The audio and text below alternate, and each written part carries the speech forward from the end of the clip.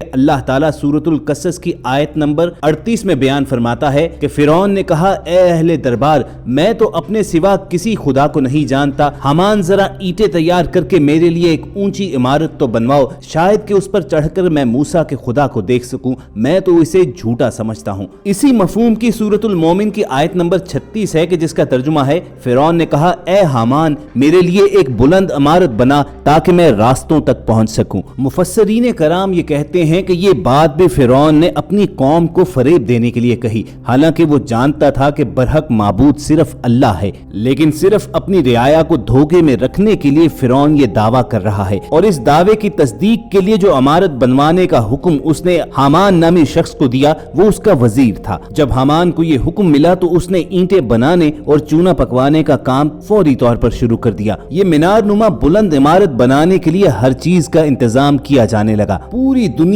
سے ماماروں کو اکٹھا کیا گیا۔ کہا جاتا ہے کہ مزدوروں کے علاوہ صرف کاریگروں کی تعداد 50,000 کے لگ بھگ تھی۔ یہ بلند ترین عمارت تعمیر کرنے میں 7 سال کا عرصہ لگ گیا، اور جب یہ مکمل ہوئی تو اس کی کوئی مثال دنیا کی تاریخ میں نہیں تھی۔ فرعون نے جب یہ محل نما عمارت دیکھی تو اس نے کہا کہ یہ بالکل میری خواہش کے مطابق تیار کیا گیا ہے، لیکن خواتین و حضرات وہ یہ جانتا نہیں تھا کہ یہی محل اس کی اور اس کی قوم کی تباہی کا ذریعہ بنے گا۔ اللہ رب العزت نے اپنی قدرت سے فرعون ہی کے محل میں حضرت موسیٰ علیہ السلام کو پالا، اور جب آپ کو نبوت عطا ہوئی اور اللہ کے اذن سے آپ نے کلمۃ الحق بلند کرنا شروع کیا تو پھر فرعون کا زوال شروع ہو گیا۔ خواتین و حضرات ہم آج کی ویڈیو میں آپ کو فرعون کے اسی عمارت کے متعلق بتائیں گے، لیکن آگے بڑھنے سے پہلے آپ ریڈ بٹن پر کلک کر کے اور بیل آئیکن کو پریس کر کے ہمارے چینل کو سبسکرائب کرنا مت بھولیے تاکہ ایسی تاریخی اور معلوماتی ویڈیوز آپ کی روزمرہ زندگی میں شامل رہیں۔ روایات میں آتا ہے کہ جب فرعون کے حکم پر یہ بلند ترین عمارت تیار کر لی گئی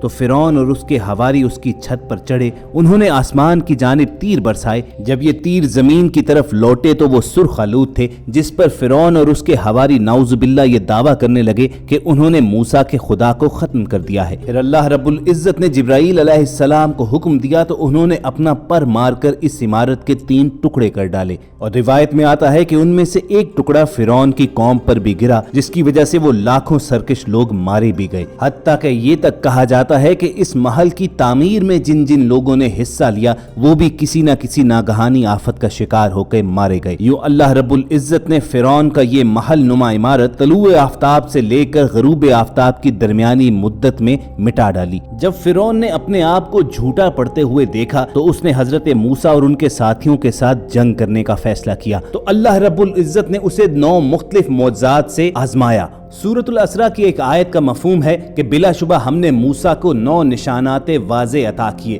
مفسرین کرام سورۃ الاسراء کی آیت نمبر 101 کی تفسیر میں لکھتے ہیں کہ یہ 9 معجزات حضرت موسیٰ کا عصا، ید بیضا، نقش سمرات، طوفان، ٹڈی دل، مینڈک، خون، قمل اور قحط سالی کے عذابات تھے۔ ایک کے بعد دوسرے عذاب سے تنگ آ کر فرعون اور اس کے حواری حضرت موسیٰ کے پاس آتے اور آپ علیہ السلام کی دعا سے وہ عذاب ٹل جاتا تھا، مگر فرعون اور اس کی قوم ایمان لانے کی بجائے کفر و شرک پر مضبوطی سے جم جاتے۔ ان کے دلوں میں جو رعونت اور دماغوں میں جو تکبر تھا وہ حق کی راہ میں ان کے لیے زنجیر بنا رہا، اور اتنی واضح نشانیاں دیکھنے کے باوجود وہ ایمان کی دولت سے محروم رہے۔ جب فرعون نے ظلم و ستم کی تمام حدیں پار کر دی تو اللہ تعالیٰ نے حضرت موسیٰ کو حکم دیا کہ وہ راتوں رات اپنی قوم کو لے کر وہاں سے نکل جائیں، لیکن فرعون نے ان کا پیچھا کرنے کا فیصلہ کیا۔ قرآن مجید کی سورۃ الشورى کی آیات نمبر 61 سے 66 تک وہ سارا واقعہ مذکور ہے کہ کس طرح حضرت موسیٰ علیہ السلام نے اللہ تعالیٰ کے حکم سے دریا پر لاٹھی ماری تو اس نے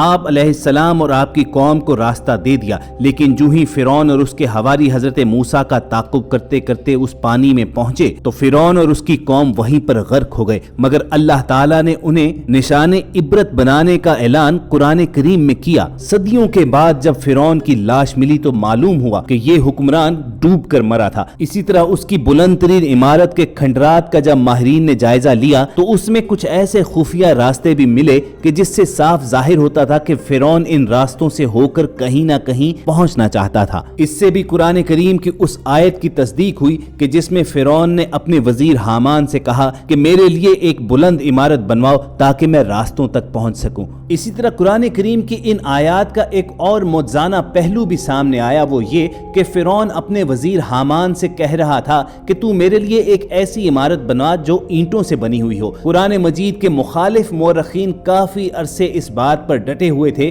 کہ قرآن کا یہ بیان تاریخی حقائق کے خلاف ہے، اس لیے کہ مصر کی قدیم تاریخ میں اینٹوں کا وجود نہیں پایا جاتا تھا، چنانچہ قرآن کا یہ کہنا کہ میرے لیے اینٹوں سے بنی عمارت بنواؤ قطعاً درست نہیں۔ قرآن مجید پر یہ اعتراض جاری تھا کہ ایک ماہر آثار قدیمہ پیٹری نے ان اینٹوں کو جلی ہوئی شکل میں دریافت کر لیا۔ یہ اینٹیں عمارات بنانے کے لیے استعمال کی گئی تھیں اور یہ اینٹیں اس دور کی کچھ عمارتوں کی بنیادوں میں بھی پائی گئی تھیں، اور یہ وہ دور تھا کہ جب مصر پر فرعون کی حکومت تھی، جن سے مخالف مورخین کی یہ دلیل یکسر غلط ثابت ہو گئی کہ اس زمانے میں مصر کے لوگ اینٹوں کا استعمال نہیں کرتے تھے، اور یہ بات قرآن مجید کی سچائی کا منہ بولتا ثبوت نکلا۔ قرآن مجید میں قدیم مصر کے بارے میں دی گئی معلومات بہت سارے تحقیقی حقائق کا انکشاف کرتی ہیں جو آج تک پوشیدہ رہے۔ یہ حقائق ہم پر یہ منکشف کرتے ہیں کہ قرآن کا ایک ایک لفظ حتمی دانش کے ساتھ نازل کیا گیا ہے۔ حامان ایک ایسا کردار ہے جس کا نام قرآن میں فرعون کے نام کے ساتھ آیا ہے۔ قرآن میں 6 مقامات پر حامان کا ذکر فرعون کے نزدیک ترین لوگوں میں کیا گیا ہے،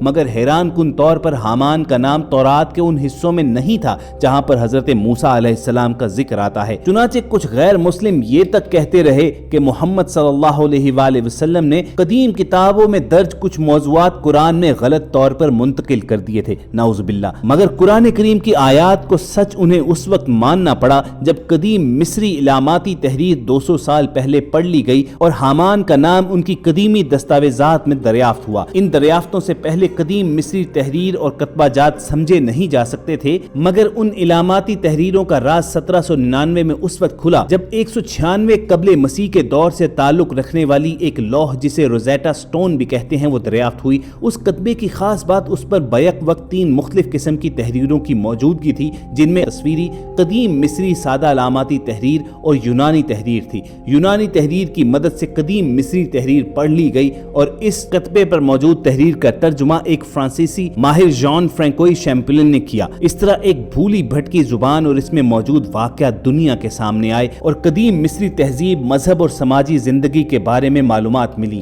ان تحریروں کو ڈیکوڈ کرنے کے بعد یہ معلوم ہوا کہ حامان کا نام واقعی قدیم مصری تحریرات میں درج تھا۔ اس طرح جو حقیقت سامنے آئی وہ قرآن کے مخالفین کے غلط دعووں کے برعکس، یعنی حامان وہ شخص تھا جو مصر میں حضرت موسیٰ علیہ السلام کے دور میں موجود تھا، وہ فرعون کا معتمد اور وزیر تھا اور تعمیراتی کاموں میں مصروف عمل رہتا تھا، جس طرح کے قرآن پاک میں بیان فرمایا گیا۔ اور اس بات کا ایک بہت بڑا ثبوت فرعون کے حکم پر تعمیر کی گئی عمارت کے ان کھنڈرات سے بھی ملتا ہے کہ جس میں کئی خفیہ راستے دریافت ہوئے جو اس جدید زمانے کے انجینئرز کے لیے بھی کسی پہیلی سے کم نہیں تھے۔ خواتین و حضرات، آپ کو یہ قصہ سنانے کا مقصد آپ تک قرآن کی حقانیت کو پہنچانا تھا، اور اگر ہم اپنی کاوش میں کامیاب ہوئے ہیں تو اس ویڈیو کو لائک کر کے فیس بک اور واٹس ایپ کے ذریعے زیادہ سے زیادہ لوگوں کے ساتھ شیئر کیجیے۔ جلد آپ سے ملاقات ہوگی۔ اللہ حافظ۔